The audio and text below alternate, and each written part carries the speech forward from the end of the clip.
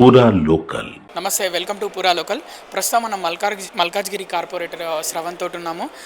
మీ party BJP party వల్లనే కవిత వాళ్ళ పార్టీకి అంటే వాళ్ళ పార్టీలో మధ్య విభేదాలు వచ్చాయి, తండ్రి కూతుళ్ళ మధ్య అని బయట వార్తలు వస్తున్నాయి.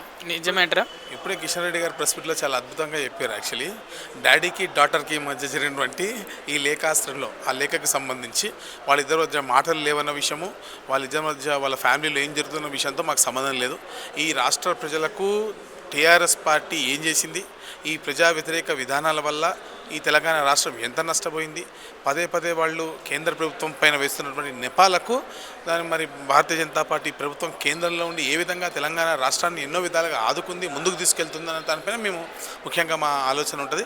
మిగతా వాళ్ళ డాడీ డాటర్ మధ్య జరుగుతున్నటువంటి లేఖాస్త్రాలు జరుగుతూ ఉన్నాయో దానికి సంబంధించి మేము పెద్దగా స్పందించాల్సిన అవసరం లేదని క్లియర్గా చెప్పారు. చాలా ఆ లేఖలో ఒక అంశం ఉంది, తెలంగాణ రాష్ట్రంలో బీజేపీ పార్టీ పుంజుకుంది అని ఆ లేఖలో కవిత చెప్పినట్టయితే తెలుస్తుంది. ఆ వ్యాఖ్యలపైన మీ అభిప్రాయం ఏంటి? ఇది నిజం. ఇన్ని రోజులకైనా సరే కవిత గారు నిజాన్ని ప్రజల ముందుకు నిర్భయంగా చెప్పినందుకు ధన్యవాదాలు. మేము గత 4-5 సంవత్సరాలుగా చెప్తూనే ఉన్నాము. ప్రతి ఎన్నికల్లో కూడా మేము బలపడుతూ వస్తూనే ఉన్నాము ప్రతిసారిగా. మరి ఈసారి స్వయంగా కవిత గారే ఒప్పుకున్నారు కాబట్టి తెలంగాణ రాష్ట్ర ప్రజలు ముఖ్యంగా ఇది గమనించాలని చెప్పి, ఈ టీఆర్ఎస్ పార్టీని బొందబెట్టాలని చెప్పి, భారతీయ జనతా పార్టీ ప్రభుత్వాన్ని తెలంగాణ రాష్ట్రంలో వచ్చే విధంగా మద్దతు ప్రకటించాలని చెప్పి కోరుకుంటున్నాం. ఇంకో అంశం కూడా ఉంది లేఖలో, అంటే రానున్న ఎన్నికల్లో బీజేపీ పార్టీ బీఆర్ఎస్ పార్టీ కలిసి పోటీ చేయబోతున్నాయని ప్రజలు అనుకుంటున్నారని ఆ లేఖలో చెప్పడం జరిగింది కవిత. మా పార్టీ అధిష్టానం కానివ్వండి, పార్టీ రాష్ట్ర అధ్యక్షులు కానివ్వండి, బండి సంజయ్ గారు కానివ్వండి, ప్రతి ఒక్కరు పదే పదే చాలా క్లియర్గా చెప్తా ఉన్నారు, ఒత్తి మరీ చెప్తా ఉన్నారు. బీఆర్ఎస్ పార్టీ లాంటి బేవకూఫ్ పార్టీతోటి కలిసేటువంటి సమస్య లేదు ఎట్టి పరిస్థితిలో. బీఆర్ఎస్ పార్టీ ఈ తెలంగాణ రాష్ట్రానికి చేసినటువంటి అన్యాయం అంతా ఇంత కాదు. ఎంతోమంది అమరవీరుల ఉసురు పోసుకున్నటువంటి పార్టీ, తెలంగాణ రాష్ట్ర ప్రజల ఉసురు పోసుకున్నటువంటి పార్టీతో భారతీయ జనతా పార్టీ జత కట్టేటువంటి పరిస్థితి లేనేలేదు. మరోవైపు కేటీఆర్ మొన్న ఒక ప్రెస్ మీట్లో నిజామాబాద్ వాళ్ళ అక్కడ కార్యవర్గ సమావేశంలో కూడా చెప్పారు, మేడిగడ్డ బావి కుంగిపోవడానికి కారణం బీజేపీ పార్టీ, కాంగ్రెస్ పార్టీ, ఆ దొంగల వల్లనే కూలిపోయింది అది అని చెప్పడం జరిగింది. కాక చాలా మాట్లాడుతుంటాడు, ఇగ్నోర్ చేయాల్సిన పాయింట్లో ఇది ఒకటి అంతే. ఇక బీజేపీ పార్టీ విషయానికి వస్తే, అంటే కేంద్రంలో ఎన్డీఏ సర్కార్ ఉంది, ముఖ్యంగా మోడీ గారి నాయకత్వంలో నడుస్తుంది ప్రభుత్వము. రీసెంట్గా జరిగిన సింధూర్ ఆపరేషన్, అంటే యుద్ధం ఎవరికి అమెరికాకు భయపడి యుద్ధం ఆపేశారు, మోడీ పైన వ్యతిరేకత ఉంది భారతదేశంలో కొంతమందిలో అని వార్తలు వస్తున్నాయి. దానిపైన మీ అభిప్రాయం ఏంటి? చాలా తప్పు, ఇది చాలా పెద్ద సబ్జెక్టు. మీరు చాలా చిన్నగా ఒక క్వశ్చన్లో అడిగేశారు. దీనిపైన నేను ఒక 30 నిమిషాల వీడియో రిలీజ్ చేశాను. యాక్చువల్లీ 30 minutes వీడియో రిలీజ్ చేశాను. ఎవడో బేవకూఫ్ గాడు బ్రహ్మానందం క్యారెక్టర్, అంటే బ్రహ్మానందం గారు గొప్ప యాక్టర్, కానీ వారి క్యారెక్టర్లో హాస్యం ఏ విధంగా పండిస్తారో ఈరోజు అమెరికా అధ్యక్షుడు ట్రంప్ కూడా అదేవిధంగా ప్రపంచవ్యాప్తంగా హాస్యాన్ని పండించే పనిలో ఉన్నాడు. అదొక బేవకూఫ్ ఫెలో. నేను ఏమంటున్నా అంటే అంటే నేనే యుద్ధాన్ని ఆపాను, నేనే యుద్ధాన్ని మళ్ళీ నేను దాంట్లో ఇంటర్ఫియర్ కాలేదు, ఆయన 2 రకాల వర్షన్ చెప్తున్నా, అంటే రోజుకో వర్షన్ చెప్తున్నారు ఇంటర్నేషనల్ ఫోరం మీద. ఇంటర్నేషనల్ ఫోరంలో ఒక్కొక్క కంట్రీలో ఒక్కొక్క మాట మాట్లాడుతున్న దాని గురించి ఇక్కడ ఉన్నటువంటి కాంగ్రెస్ పార్టీ మరి కోడిగుడ్డు మీద ఈకలు పీకే విధంగా ఆయన మాట్లాడుతున్న దానికి భారతీయ జనతా పార్టీకి ముడిపెట్టి, నరేంద్ర మోడీ గారి ప్రభుత్వానికి ముడిపెట్టి, ఈ దేశ సార్వభౌమత్వానికి ముడిపెట్టి, ఈ దేశ ప్రజలకు ముడిపెట్టి మాట్లాడడం అనేది మూర్ఖత్వము.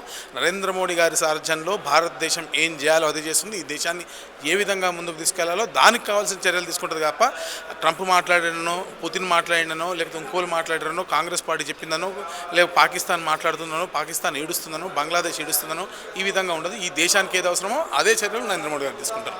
అంటే ఈ ఆపరేషన్ సింధూర్ విషయం మీద, అంటే రాహుల్ గాంధీ పదే పదే ప్రశ్నిస్తున్న పరిస్థితి ఎన్డీఏ గవర్నమెంట్ని, ముఖ్యంగా మోదీని. ఎన్ని రఫేల్ విమానాలు కోల్పోయింది భారతదేశం, ఎంతమంది భారత సైనికులు చనిపోయారు, ఎంతమంది ఉగ్రవాదులను మన భారత్ చంపింది, వివరాలు ఎందుకు చెప్పట్లేదు మీరు అని రాహుల్ గాంధీ ప్రశ్నిస్తున్నారు. సరే, పెద్ద మనిషి, మన దేశంలో ఉన్న పార్టీ వ్యక్తి కాబట్టి ఈ సమాచారం ఎవరు అడుగుతారండి? ఈ సమాచారాన్ని పాకిస్తాన్కి సంబంధించినటువంటి మీడియా అడుగుతుంది, పాకిస్తాన్కి సంబంధించినటువంటి మిలిటరీ అడుగుతుంది. ఈ సమాచారాన్ని అంతా ప్రాపగండా చేసుకొని మేమే గెలిచామని గుండెలు బాదుకునేటోళ్ళు పాకిస్తాన్లో నుండి సయ్యద్ అఫ్రీ లాంటోడు, పాకిస్తాన్ ఆసిఫ్ మునీర్ లాంటోడు. ఈ సమాచారాన్ని అంటే భారతదేశాన్ని ఒక ఫెయిల్యూర్డ్ కంట్రీగా చూపించాలన్నటువంటి ఈ ఉత్సాహమో లేకపోతే కోరికనో లేకపోతే ఆత్తుతనో రాహుల్ గాంధీకి ఎందుకు ఉంటుందనేది ఇక్కడ ప్రశ్న. అంటే దీన్ని బట్టి వీళ్ళ యాంటీ నేషనలిస్టిక్ ఐడియాలజీ అనేది చాలా క్లియర్గా బయటపడుతుంది. అంటే ఈ దేశం కష్టాల్లో ఉన్నప్పుడు, ఈ దేశ ప్రజలకు మీ సహకారం అవసరమైనప్పుడు, మన ఈ పార్టీలకు అతీతంగా, కుల మతాలకు అతీతంగా మనం అందరం కలిసి ఒక్క ఘాటిని నడవాల్సిన సందర్భం ఉన్నప్పుడు రాహుల్ గాంధీ ఈరోజు దేశానికి వ్యతిరేకంగా, దేశ భద్రతకు వ్యతిరేకంగా, దేశానికి సంబంధించిన గోప్యమైనటువంటి సమాచారాన్ని ప్రెస్లో పెట్టే విధంగా పార్లమెంట్ సమావేశాలు పెట్టమంటాడు, రఫేల్ విమానం గురించి మాట్లాడమంటే నమ్మకం లేదా? భారత సైన్యం పైన మీకు నమ్మకం లేదా? భారత ప్రభుత్వం మీద నమ్మకం లేదా? భారతీయుల పైన నమ్మకం లేదా అనేది రాహుల్ గాంధీ తేల్చుకొని చెప్పాల్సిన అవసరం ఉంది. ఇది యాంటీ నేషనలిస్టిక్ పార్టీ. ఈరోజే కాదు, మేము గతంలో నుంచి కూడా చెప్తున్నాం, పదే చెప్తున్నాము.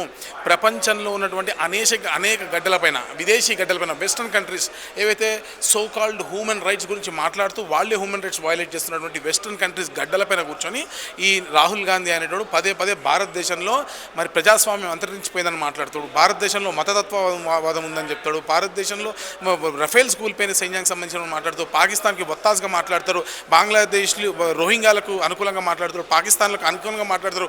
ఈ దేశంలో ఉన్నటువంటి ఒక సామాజిక వర్గానికి అనుకూలంగా మాట్లాడి మెజారిటీ సామాజిక వర్గాన్ని కించపరిచే విధంగా మాట్లాడుతున్నారు. ఇటువంటి రాహుల్ గాంధీకి ఏ విధంగా గుణపాఠం చెప్పాలని చెప్పి ఈ దేశ ప్రజలు నిర్ణయిస్తారు.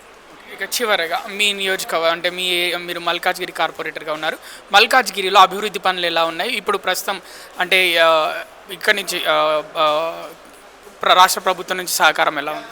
ఇప్పుడు నగర వ్యాప్తంగా అభివృద్ధి ఏ విధంగా అంటే మేయర్ విజయలక్ష్మి అక్కాయి టైప్లో ఉంది. ఆమె అక్కాయి అంటే మా ఇంట్లో టీవీ ఉంది, ఫ్రిడ్జ్ ఉంది, ఫ్యాన్ ఉంది, అట్లనే మేయర్ పదవి కూడా ఉంది. ఈ విధంగా వారి వ్యవహారం నడుస్తున్నటువంటి అప్పటికి మరి మీరు చూసారు, గత కౌన్సిల్లో భిక్షాటం చేసి కాంగ్రెస్ పార్టీ ప్రభుత్వం యొక్క మెడలు పంచడం జరిగింది భారతీయ జనతా పార్టీ కార్పొరేటర్లు.